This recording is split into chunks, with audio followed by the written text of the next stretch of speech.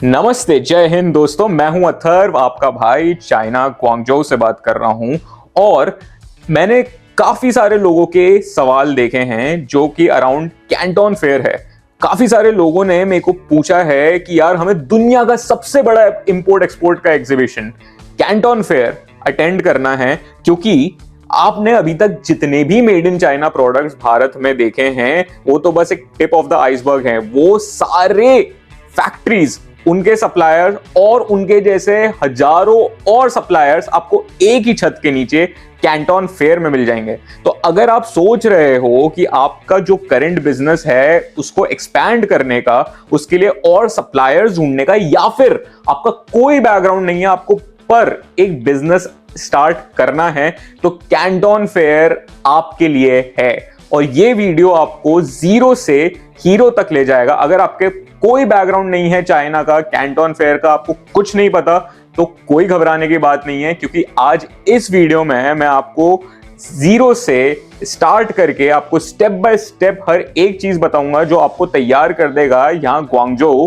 Canton fair attend करने के लिए। तो चलो बिना किसी देरी के शुरू करते हैं। तो सबसे पहली चीज हम करते हैं कैंटोन फेयर के लिए रजिस्ट्रेशन, और ये सबसे इंपॉर्टेंट स्टेप है, क्योंकि इसी स्टेप के थ्रू आपको वो सारे डॉक्यूमेंट्स भी मिलेंगे जो आपको चाइना के वीजा के लिए जरूरी होंगे। और वीजा के बिना हम भारतीय चाइना में तो आ नहीं सकते।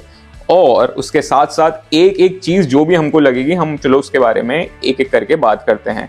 तो आओ मेरे साथ ये रजिस्ट्रेशन प्रोसेस फॉलो करते हैं। तो सबसे पहले हम कैंटोन फेयर की ऑफिशियल वेबसाइट पे आएंगे, जो आप ऊपर देख सकते हो यहाँ पे cantonfair.org.cn, ये इनकी ऑफिशियल वेबसाइट है। अगर आपको ये वेबसाइट चाइनीज में दिखती है तो घबराइए मत, ऊपर एक EN करके इंग्लिश में स्विच करने का बहुत ईजी ऑप्शन है, आप देख सकते हो। यहाँ पे उसके बारे में काफ़ी डिटेल्स भी आ गई हैं। जैसे आप कैंटोन फेयर से रिलेटेड आपका जो भी फेवरेट जनरा है, आप उस हिसाब से सिलेक्ट करके अपने फेज में जा सकते हो। जैसे फेज 1 अप्रैल 15 से 19 के बीच में है। यहाँ पे आपको काफ़ी सारे आपके हिसाब से आप चूज कर सकते हो, हम अभी उस पर नहीं जाएंगे। हम फटाफट जाते हैं रजिस्ट्रेशन पे। रजिस्टर बटन पे क्लिक करते से आपको यहाँ पे ओवरसीज बायर का ऑप्शन दिखेगा। तो मोस्ट लाइकली आप ओवरसीज बायर में ही आएंगे अगर आप ये वीडियो देख रहे हैं तो। जैसे ही हम ओवरसीज बायर पे क्लिक करेंगे, आपको यहाँ पे आपका ईमेल डालना है। मैं यहाँ पे फटाफट अपना कोई भी ईमेल डाल देता हूँ रैंडम सा, और उसके बाद आपको एक पासवर्ड सेट करना है। कोई भी रैंडम सा अपन पासवर्ड यहाँ पे डाल देते हैं। यहाँ पे मैं कोई भी रैंडम सा पासवर्ड सिलेक्ट करके और यहाँ पे डाल देता हूँ, और हम जाते हैं नेक्स्ट ऑप्शन पे। नेक्स्ट ऑप्शन पे, क्योंकि अगर आपने पहले से सिलेक्ट नहीं किया है कुछ भी, तो आपको सेकंड ऑप्शन चूज करना है, that I don't have a buyer batch. और घबराइए मत, ये पूरी प्रोसेस बायर बैच से लेके हर एक चीज की जो है ये कंप्लीटली फ्री ऑफ कॉस्ट है। तो आप यहाँ पे सेट कर सकते हैं अपने ईमेल डालने के बाद, जो कि आपने पहले ही डाल देते हैं। यहाँ पे आपको ईमेल डालना है। मैं यहाँ पे अपना नेम डालना है। मैं अपना यहाँ पे नेम डाल देता हूँ फटाफट। आपकी कंपनी का जो भी नेम है, मैं यहाँ पे एग्जाम्पल के लिए अथर्व भी डाल देता हूँ। मैं अगर अज्यूम कर रहा हूँ मेरी कंपनी का नाम अथर्व है, और मोस्ट लाइकली आप इंडिया से हैं, तो आप अपनी जो भी आपके पासपोर्ट की नेशनैलिटी है वो डाल दीजिए। उसके बाद आपको किस पर्टिकुलर कैटेगरी में इंटरेस्ट है आपको वो सिलेक्ट करना है। तो लेट्स अज्यूम कि आप टॉयज में इंटरेस्टेड हो, अब वो सिलेक्ट कर सकते हो। आप मान लो टूल्स में इंटरेस्टेड हो तो आप ये भी सिलेक्ट कर सकते हो। मल्टीपल चीज़ें आप यहाँ पे बहुत इजीली सिलेक्ट कर सकते हो। और उसके बाद यहाँ पे हम फटाफट टिक कर देंगे, और रजिस्टर पे क्लिक करते से हमको यहाँ पे वेरिफिकेशन आ जाएगा। इसको स्लाइडर को हम फटाफट राइट तरीके से मैच कर दें, तो ये हमको ईमेल रजिस्टर करने को बोलेगा। अब जैसे ही मैं अपना ईमेल खोलूंगा, मेरे को इनकी तरफ से एक ईमेल आएगा जो मेरे को और मेरी कंप्लीट डिटेल्स फिल करने के लिए बोलेगा। फटाफट इसमें वेरीफाई कर देंगे हम। तो यहाँ पे हमको गेट वेरिफिकेशन ईमेल और ये वो करके पूरी चीज़ें आ जाएंगी। एक बार जब आपने आपके ईमेल वेरिफिकेशन लिंक पे क्लिक कर लिया आपके ईमेल से, और वो वेरीफाई हो गया, उसके बाद आपको ये लॉगिन पेज पे ले जाएगा। और लॉगिन पेज पे लॉगिन करते से आपको ये इन्फॉर्मेशन आएगी कि आपने अपनी कंप्लीट इन्फॉर्मेशन फिल नहीं करी है। आप अपन फटाफट इस पर क्लिक करते हैं, और हमको एक या तो कंपनी क्रिएट करनी पड़ेगी अगर हमारी नहीं है, या फिर ऑलरेडी एग्जिस्टिंग कंपनी है तो उस पर ज्वाइन कर सकते हैं। तो अब यहाँ पे हम कंपनी के बारे में एंटर कर देते हैं। हमारी company let's say AD import export है। यहाँ पे कंपनी का नेचर क्या है, हम इंपोर्टर हो सकते हैं, हम कहाँ पे हैं, हमारी एड्रेस वगैरह क्या है, हम लेट्स से भोपाल से कर रहे हैं, हमने हमारी डिटेल एड्रेस वगैरह सब डाल दी, इसको सेव कर दिया। और एक बार आपकी कंपनी सिलेक्ट हो गई, आपकी कंपनी क्रिएट हो गई, उसके बाद हमें नेक्स्ट प्रोसेस के लिए हमको अपने आप को इस कंपनी में ऐड करना पड़ेगा। एक बार आपने आपकी कंपनी की डिटेल्स राइट तरीके से फॉलो कर ली, उसके बाद हमें जाना होगा इनविटेशन लेटर की तरफ, क्योंकि हमें इनविटेशन लेटर की जरूरत पड़ेगी वीजा अप्लाई करने के लिए। तो हम यहाँ पे इनविटेशन लेटर की तरफ जाते हैं और बैच के लिए अप्लाई करते हैं। बैच के लिए अप्लाई करते से हमें यहाँ पे हमारी कंप्लीट इन्फॉर्मेशन फिल करनी पड़ेगी। जैसे आप देख सकते हो, सबसे पहले कंप्लीट कंपनी इन्फॉर्मेशन डालनी है, फिर पर्सनल इन्फॉर्मेशन डालनी है, फिर बैच एप्लीकेशन सबमिट करेंगे, उसके बाद बैच एप्लीकेशन रिव्यू होगी, उसके बाद हम कैंटन फेयर के एक्चुअली में जब हम आएंगे वहाँ पे हम बैच कलेक्ट कर पाएंगे। तो एक बार आपने ये सारी प्रोसेस कर ली, आपकी सारी इन्फॉर्मेशन वगैरह डाल दी, आपको 24 घंटे के अंदर अंदर मोस्ट लाइकली एक इन्विटेशन लेटर जनरेट हो जाएगा। अब जब वो इन्विटेशन लेटर जनरेट हो जाएगा तो हमारी नेक्स्ट स्टेप आएगी वीजा अप्लाई करने की। अब वीजा अप्लाई करने के लिए हम क्या कर सकते हैं? वीजा के लिए लेटेस्ट इंफॉर्मेशन जानने के लिए आप एक्चुअली में चाइनीज कॉन्सुलेट की वेबसाइट पे जाके आप चेक कर सकते हो। अगर हम 2025 की बात करें तो यहाँ पे आप देख सकते हो कि बहुत तरह के वीजा आपको ऑप्शंस मिल जाएंगे। या तो आप टूरिस्ट वीजा के लिए आ सकते हो, अगर आप टूरिस्ट की तरह आना चाहते हो, या फिर आप बिजनेस वीजा पे आ सकते हो जब अगर आप कोई बिजनेस एक्टिविटीज यहाँ पे करना चाहते हो। तो अगर आप बिजनेस वीजा पे आते हो तो भी वो अच्छा ऑप्शन हो सकता है, पर वहां पे आपको कंपनी की जरूरत पड़ेगी और कंपनी के डॉक्यूमेंट्स वगैरह रिलेटेड आपको सबमिट करने पड़ेंगे। पर सबसे इजी होता है टूरिस्ट वीजा के लिए करना, जिसमें आपको इनविटेशन लेटर वगैरह सब चीजों की जरूरत पड़ती है, पर काफी सारी चीजें स्मूथ हो जाती हैं।